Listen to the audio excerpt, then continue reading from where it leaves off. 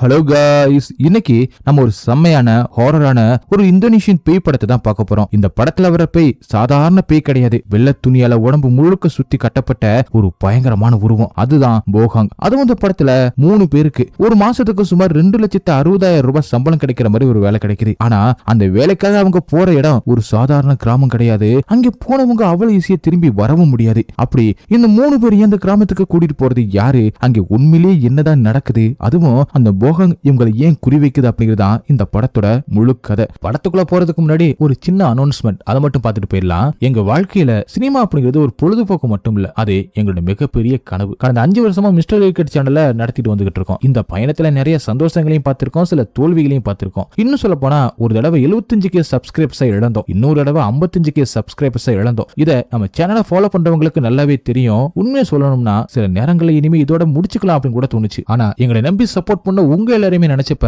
மறுபடியும் எழுந்து நிக்கலாம் அப்படின்னு ஒரு முடிவு பண்ணோம். அதனாலதான் ஒரு புது பயணத்தை தொடங்க போறோம். இந்த தடவை மூவி கண்டென்ட் மட்டும் இல்லாம own horror stories, crime, mystery, fantasy ஸ்டோரிஸோட உங்க முன்னாடி வர போறோம். இது வெறும் ஒரு புது சேனல் இல்ல, எங்களோட கனவை மறுபடியும் உயிர்ப்பிக்க போற ஒரு புது ஆரம்பம். எப்பவும் போல இந்த பயணத்துல எங்களுக்கு உங்க சப்போர்ட் கண்டிப்பா வேணும். எங்க கூட இந்த புது பயணத்துல நீங்களும் இணைஞ்சு பயணிப்பீங்க அப்படின்னு நம்புறோம். சப்போர்ட் பண்ணுங்க காய்ஸ், அது மட்டும் போதும் அடுத்த அடி எடுத்து வைக்க. நம்மளோட புது சேனல் பேரு இன்ஃபினிட்டி டைம்ஸ். அந்த சேனலோட லிங்க் ஐ பட்டன்லயும் டிஸ்கிரிப்ஷன்லயும் கமெண்ட்லயும் கொடுத்திருக்கேன், போய் சப்ஸ்கிரைப் பண்ணி வச்சுக்கோங்க. சீக்கிரமாவே அந்த சேனல்ல வீடியோ வரப்போகுது. இப்ப நம்ம படத்தோட கதைக்குள்ள போயிடலாமா? படத்தோட ஓபனிங் சீன்ல 2000வது வருஷத்துல லில்லி ஜியோ அப்படிங்கிற ஒரு கிராமத்துல தான் இந்த கதை ஆரம்பிக்குது. ஒரு ஆள் யாரோ ஒருத்தருக்கு பயந்து காட்டுக்குள்ள ஓடிக்கிட்டு இருக்கான். அவன் எதுக்காக ஓடுறான், யாருக்கு பயப்படுறான் அப்படின்னு நமக்கு உடனே காட்ட மாட்டாங்க. அதே நேரத்துல இன்னொரு வீட்டுக்குள்ள ஒரு கற்பமான பொண்ணு தன்னோட சின்ன பொண்ணு தூங்க வச்சுக்கிட்டு இருக்காங்க. அப்ப திடீர்னு வீட்டு கதவை யாரோ தட்ட அந்த பொண்ணு கதவு திறந்து வெளியில வந்து பார்க்கும்போது ஒரு வயசான கிழவி சில ஆட்களோட அங்க நின்னுகிட்டு இருக்காங்க. அவங்கள பார்த்தது அந்த கற்பமா இருக்கிற அந்த பொண்ணு பயந்து போயிடுறாங்க. அந்த கிழவியும் உடனே கூட வந்த ஆட்கள் கிட்ட அந்த பொண்ணை பிடிச்சு கட்டி போடுங்க அப்படின்னு சொல்றாங்க. அவங்க தன்னோட அம்மாவை கட்டி போறத பார்த்ததும் அந்த சின்ன பொண்ணு பயந்து எழுந்து கட்டலுக்கு அடியில போய் ஒளிஞ்சுக்கிறா. அதுக்கப்புறம் அந்த வயசான கிழவி அந்த கற்பமான பொண்ணுக்கு பிரசவம் பாக்குறாங்க. குழந்தை பிறந்ததுக்கு அப்புறம் அத அங்கிருந்து இன்னொரு மர்மமான பொண்ணோட கையில கொடுக்கறா. ஆனா அந்த பொண்ணோட முகத்தை மட்டும் நமக்கு இப்ப காட்ட மாட்டாங்க. குழந்தைய வாங்கின அந்த மர்மமான பொண்ணு வயசான கிழவியோட இடுப்புல கத்தியால குத்தி கொண்டு போட்டுறாங்க. கொஞ்ச நேரத்துக்கு அப்புறம் அங்க சுகாங்க அப்படிங்கிற ஒருத்தர் வராரு. அவர் வந்து பார்க்கும்போது அங்க வந்திருந்த ஆட்கள் அந்த கற்பமான பொண்ணையுமே கொண்டு போட்டிருக்கத கண்டுபிடிக்கிறாரு. இதுக்கு நடுவுல ஆரம்பத்துல காட்டப்பட்ட அந்த ஆள் காட்டுக்குள்ள யார்கிட்ட இருந்து தப்பிச்சு ஓடிக்கிட்டு இருக்கான். ஆனா திடீர்னு ஒரு சூப்பர் நேச்சுரல் என்டிட்டி அவனை பிடிக்குது. அந்த உருவம் அவனை அப்படியே காத்துல தூக்கி கழுத்து நெரிச்சு கொண்டு போட்டுருது. அந்த ஆள் கிட்ட இருந்த சில புத்தகங்களை பார்த்ததுக்கு அப்புறமா தான் அவன் உண்மையிலேயே ஒரு கடையில வேலை பார்த்துக்கிட்டு இருந்தா அப்படின்னு நமக்கு தெரிய வருது. இதுக்கப்புறம் கதை நேரா 24 வருஷத்துக்கு முன்னாடி போய் 2024க்கு வருது. இப்ப 2024ல நமக்கு கர்த்தனா அப்படிங்கிற ஒரு யங்ஸ்டர் காட்டுறாங்க. அவனுக்கு வேலை கிடையாது, தன்னோட அம்மா கூட தான் தங்கி இருக்கான். அவனோட அப்பாவும் சில வருஷத்துக்கு முன்னாடி இறந்து போயிட்டாரு போல. ஆனா சாகிறதுக்கு முன்னாடி அவரு ஒரு ரவுடி கிட்ட நிறைய பணத்தை கடனா வாங்கியிருந்திருக்காரு போல. அதனால அவர் இறந்ததுக்கு அப்புறம் இந்த கடன் கழியாம அப்படியே இருந்திருக்கு. இதனால அந்த கந்துவட்டிக்காரனும் அடிக்கடி ஆட்கள் அனுப்பி கர்த்தனா கிட்ட பணத்தை கேட்க ஆரம்பிக்கிறான். அன்னைக்கும் அவனோட ஆட்கள் கர்த்தனாவோட வீட்டுக்கு வந்து 6 மாசத்துக்குள்ள கடனை திருப்பி கொடுத்தாங்க அப்படின்னு கடைசி கடுவை கொடுக்குறாங்க. அதோட 6 மாசத்துக்குள்ள பணத்தை கொடுக்கலனா கர்த்தனாவையும் அவனோட அம்மாவையும் கொன்னுடுவோம் அப்படின்னு மிரட்டுறாங்க. போகும்போது கர்த்தனாவையும் அடிச்சுட்டும் போறாங்க. அடுத்ததா ஆகாஷ் அப்படிங்கிற இன்னொரு யங்ஸ்டர் காட்டுறாங்க. இவன் மத்தவங்களோட பொருட்களை வித்து கொடுக்கிற வேலையை பார்த்துக்கிட்டு இருக்கான். அவங்ககிட்ட வீட்டு வாடகை வாங்குறதுக்காக அவனோட வீட்டு ஓனர் வந்திருக்காரு. ஆனா ஆகாஷ் கிட்ட வாடகை கொடுக்க பணம் இல்ல. அதனால அவனோட வீட்டு ஓனரும் தன்னோட காரை வித்து கொடுக்க ஆகாஷ் உதவி பண்ணா அவனோட வாடகைய நான் கழிச்சுக்கிறேன் அப்படின்னு சொல்றாரு. ஆகாஷும் அதுக்கு ஒத்துக்கிறான். அந்த காரை வாங்க ஒருத்தர் வராரு. அவர் கூட ஒரு மெக்கானிக்குமே கூட்டிட்டு வராரு. மெக்கானிக்கும் காரை செக் பண்ணி முடிச்சதுக்கு அப்புறம் அந்த பையரும் டெஸ்ட் டிரைவ் பண்றதுக்காக போறாரு. ஆனா ரொம்ப நேரம் ஆகி அவர் திரும்பி வரவே இல்ல.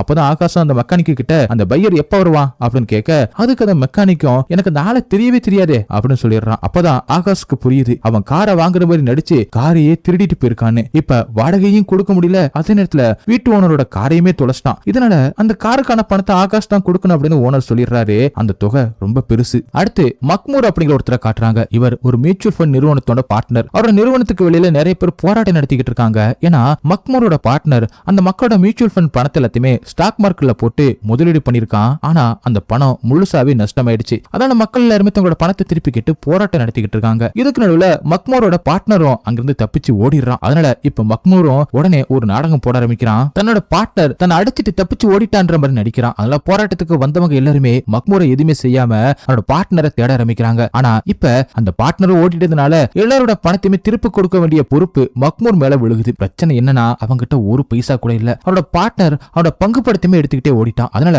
பயந்து போன மக்மூரும் அங்கே ஒளிஞ்சிருக்கான். அப்பதான் குஷ்ணா அப்படிங்கிற ஒருத்தர் அவனை வந்து சந்திக்கிறாரு. அவரு மக்மூருக்கு ஒரு வேலையை ஆஃபர் பண்றாரு. மாதிரி. அந்த வேலைக்கு மாச சம்பளமா 50 மில்லியன் இந்தோனேஷியன் ரூபி, அதாவது இந்தியன் ரூபாயில பார்த்தோம்னா 2,60,000 ரூபாய் மாச சம்பளமா கிடைக்கும் அப்படி சொல்றாரு. ஒரு வருஷம் அங்க வேலை பார்த்தாலே மக்மூர் எல்லாரோட பணத்தையுமே திருப்பி கொடுத்துட்டு தனக்காகவும் கொஞ்சம் பணத்தை சேமிக்க முடியும். அதனால அந்த வேலை உண்மையிலேயே என்ன வேலை அப்படின்னு கூட யோசிக்காம மக்மூரும் உடனே ஒத்துக்கிறான். ஆனா இன்னொரு விஷயம் என்னன்னா, கிருஷ்ணோ இதே வேலைக்காக தான் கர்த்தனாவையும் ஆகாஷையும் ஏற்கனவே தேர்வு பண்ணியிருந்தான். அவங்களுக்கும் பணம் ரொம்பவே அவசரமா தேவைப்படுறதுனால அந்த 2 பேரும் இந்த வேலையை ஒத்துக்கிருந்திருக்காங்க.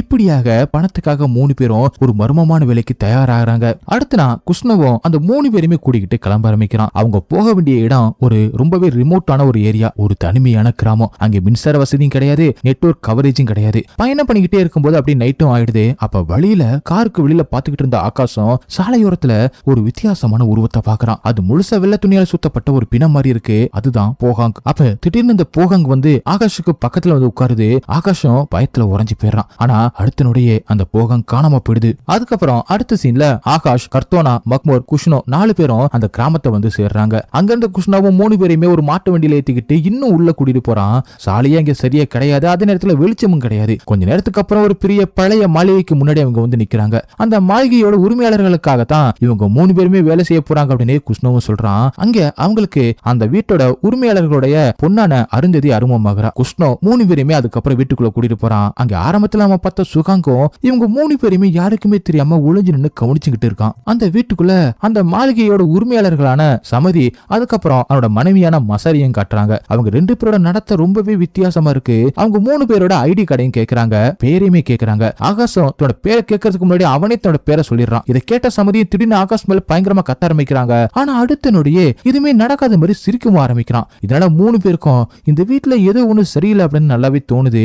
மசாரி அவங்களுக்கு தங்க வேண்டிய அறையவும் காட்டுறாங்க. அப்ப யாரோ ஒருத்தர் அந்த இடத்துல இருந்து நடந்து போற மாதிரி அவங்களுக்கு தெரியுது. 3 பேருக்கும் திடீர்னு ஒரு வித்தியாசமான பய உணர்வு ஏற்பட ஆரம்பிக்குது. ஆனா சம்பளம் ரொம்பவே அதிகமா இருக்கிறதுனால அந்த இடத்தை விட்டு அவங்களால போகவும் முடியல. அன்னைக்கு நைட்டு அவங்க 3 பேருமே தூங்கிடுறாங்க. அடுத்த நாள் அருந்தரியும் வந்து அவங்களுக்கு யூனிஃபார்மா கொடுக்குறா. இதுவே அவங்க 3 பேர் அந்த வீட்டுக்கு சொந்தமான வருண் ஷரி அப்படி சொல்ல போற ஒரு கடையில தான் வேலை பார்க்கணும் அப்படி சொல்லிக்கிட்டு இருக்காங்க. 3 பேருமே ரெடி ஆகி அதுக்கப்புறம் கடைக்கு போக தயாரா இருக்காங்க. அப்ப கர்த்தனாவுக்கு ரெஸ்ட் ரூம் வரவும் பாத்ரூமுக்கு போறான். திரும்பி ஆகாஷும் மக்மூரும் இருக்கிற அந்த இடத்துக்கு வரும்போது பக்கத்துல இருக்கிற இன்னொரு பாத்ரூம்ல இருந்து ஆகாஷோட குரல் கேக்குது. கர்த்தனாவும் உள்ள போய் பாக்குறான். ஆனா அங்க யாருமே இல்ல. இதனால கர்த்தனாவும் பயந்து போயிட்டு நடந்த விஷயத்த ஆகாஷ் கிட்டையும் மர்மூர் கிட்டையும் சொல்ல, ஆனா அவங்க அதை நம்ப மாட்டாங்க. அதுக்கப்புறம் 3 பேரும் சமதி, மசாரி, அருந்தரி கூட பிரேக்பாஸ்ட் சாப்பிடுறாங்க. அப்ப ஆகாஷ் கையில சாப்பிடறத பார்த்து சமதி ரொம்பவே கோவப்படுறான். ஆனா அதுக்கப்புறம் அவங்க வழக்கம் போல நடந்துக்க ஆரம்பிக்கிறாங்க. பிரேக்பாஸ்ட் முடிச்சதுக்கு அப்புறம் 3 பேருமே கடைக்கு போறாங்க. அவங்களுக்கு கொடுக்கப்பட்ட அந்த வேலை ரொம்பவே சுலபமா இருக்கிறதுனால 3 பேருமே சந்தோஷமா இருக்காங்க. ஆனா ஒரே ஒரு விஷயம் மட்டும் ரொம்பவே வித்தியாசமா இருக்கு. அந்த கிராமத்துல இருக்கிற மக்கள் எல்லாரும் இந்த 3 பேரோட பேரை ஏற்கனவே தெரிஞ்சு வச்சிருக்காங்க. ஆனா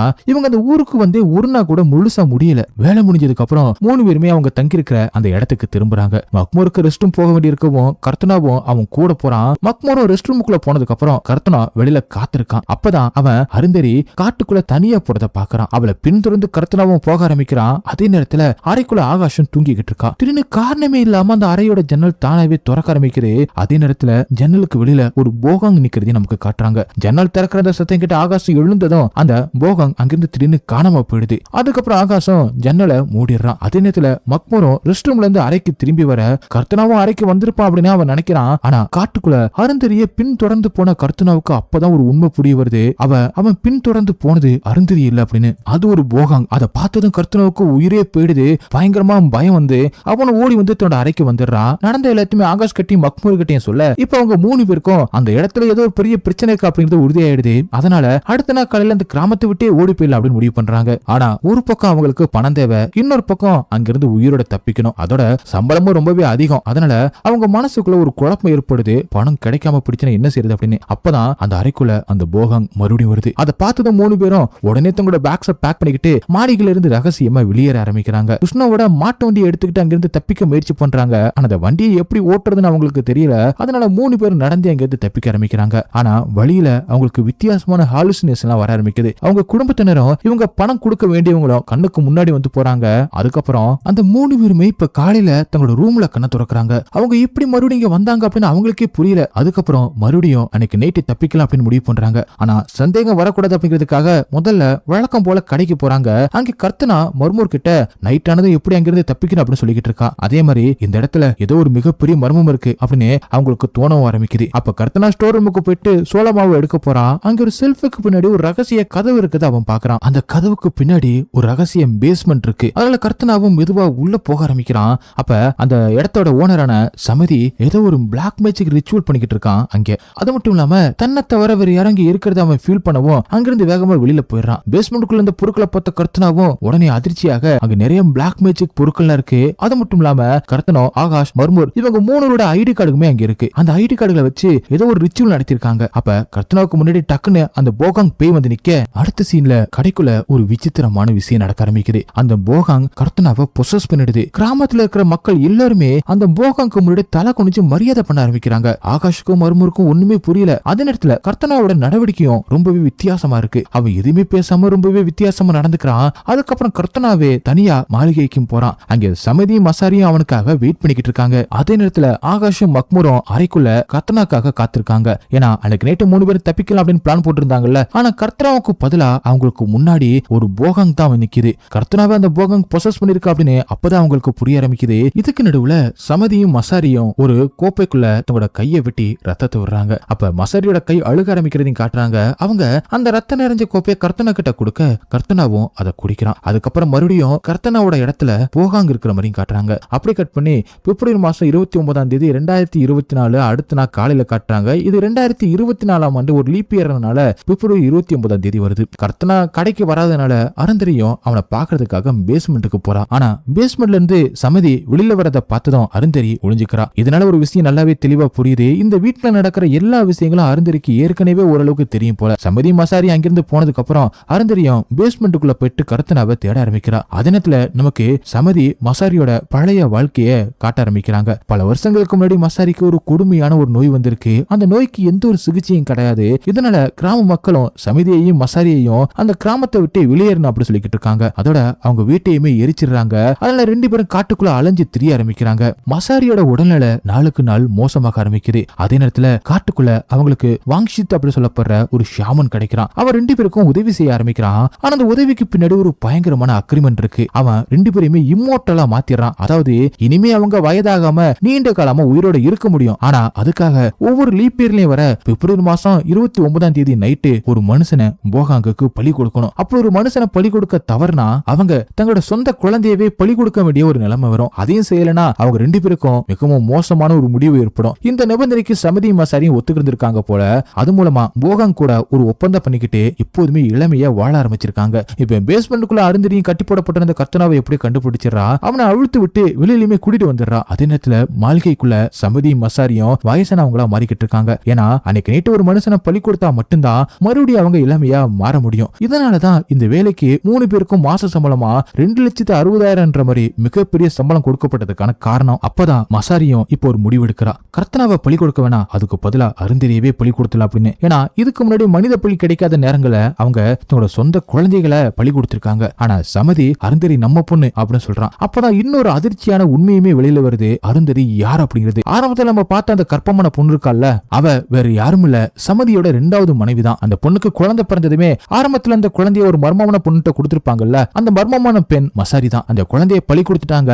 ஆனா அந்த வீட்டுல இருந்து இன்னொரு சின்ன பொண்ணு கட்டில் கடியில போய் ஒளிஞ்சா அப்படின்னு ஆரம்பத்துல பார்த்தோம்ல, அவதான் அருந்தரி. சமதி அவளை தன்னோட சொந்த மகமாரி தான் வளர்த்திருக்கான். அதாவது அருந்தரியோட உண்மையான அம்மாவை சமதியும் மசாரி சேர்ந்து கொலை பண்ணிருக்காங்க.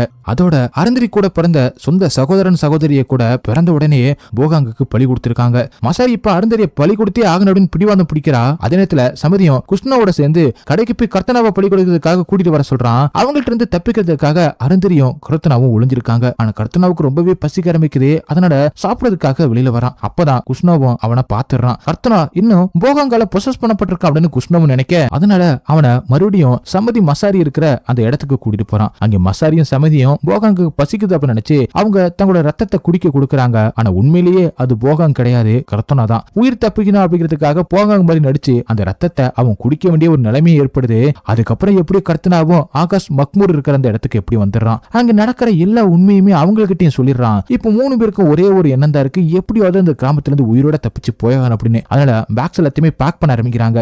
இதுக்கு நடுவுல மசாரியும் சமாரியும் இருக்கிற அந்த அறைக்குள்ள போகாங் வருது. அது தன்னோட பழிய வாங்க தான் வந்திருக்கு. அருந்தரியும் தன்னோட ரூம்ல இருந்து இது எல்லாத்தையுமே ஒளிஞ்சு பாத்துக்கிட்டு இருக்க, திடீர்னு போகாங் அவளுக்கு முன்னாடி வரவும் அருந்தரியும் பயந்து தன்னோட பெட்ல போய் படுத்துக்கிறா. மசாரியும் அதுக்கப்புறம் அவள்கிட்ட வந்து நீ என்ன பார்த்த அப்படின்னு கேட்க, அருந்தரியும் நான் எதுவுமே பார்க்கல அப்படின்னு போய் சொல்லிடுறா. மசாரி அவன் மேல கோவப்பட்டு கோவப்பட்டு கத்த ஆரம்பிக்க சம்மதியும் எப்படி அவளை சமாதானப்படுத்தி வெளியில கூட்டிட்டு போயிடறான். அதுக்கப்புறம் அவனும் மசாரி கிட்ட இன்னைக்கு நேற்று நம்ம கர்த்தனாவை தான் பலி கொடுக்க போறோம் அப்படின்னு சொல்றான். அதே நேரத்துல கர்த்தனா, ஆகாஷ், மக்மூர் இவங்க 3 பேரும் தங்களோட ரூம்ல இருந்து எப்படியாவது வெளியேறலாம் அப்படின்னு முயற்சி பண்றாங்க. ஆனா குஷ்ணோ ஏற்கனவே உங்களோட கதவு ஜன்னல் அப்படி சொல்லிட்டு எல்லாத்தையுமே வெளியில லாக் பண்ணிடுறான். அதோட சாவிய தன்னோட மாட்டு வண்டிகளை வச்சுட்டு போயிடறான். 3 பேரும் தப்பிக்க முடியாத மாதிரி எல்லா ஏற்பாடுமே பண்ணிட்டு போயிடறான். குஷ்ணோ போனதுக்கு அப்புறம் அருந்ததி அந்த சாவியை எப்படி எடுக்க முயற்சி பண்ணிக்கிட்டு இருக்கா. ஆனா அவளை ஆரம்பத்துல இருந்தே கவனிச்சுக்கிட்டு இருந்த சுகாங்கம் அவளை பிடிச்சிடறான். அருந்ததியை கட்டி போட்டுட்டு அவள்கிட்ட ஒரு மிகப்பெரிய உண்மையை சொல்ல ஆரம்பிக்கிறான். சமதி அருந்ததியோட உண்மையான அப்பா தான். ஆனா மசாரி அவளோட உண்மையான அம்மா கிடையாது. அருந்ததியோட உண்மையான அம்மாவை சமதி மசாரி சேர்ந்து கொலை பண்ணிருக்காங்க. இத கேட்டதும் அருந்ததி அதிர்ச்சி ஆகிறா.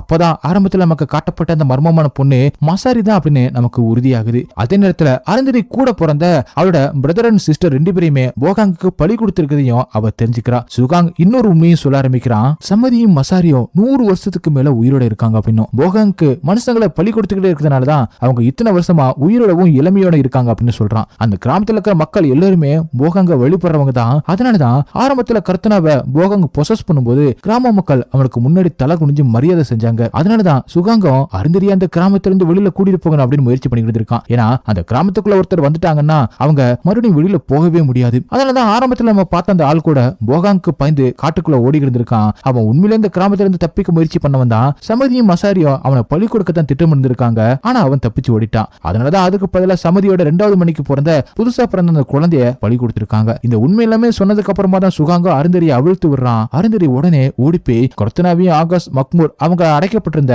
அந்த அறையை திறந்து விடுறான். அதுக்கப்புறம் 3 பேருமே கூட்டிக்கிட்டு அங்கிருந்து தப்பிக்க ஆரம்பிக்கிறான். அதே நேரத்துல சமதி, மசாரி, குஷ்ணோ இவங்க எல்லாருமே கர்த்தனாவை தேடி வந்துகிட்டு இருக்காங்க.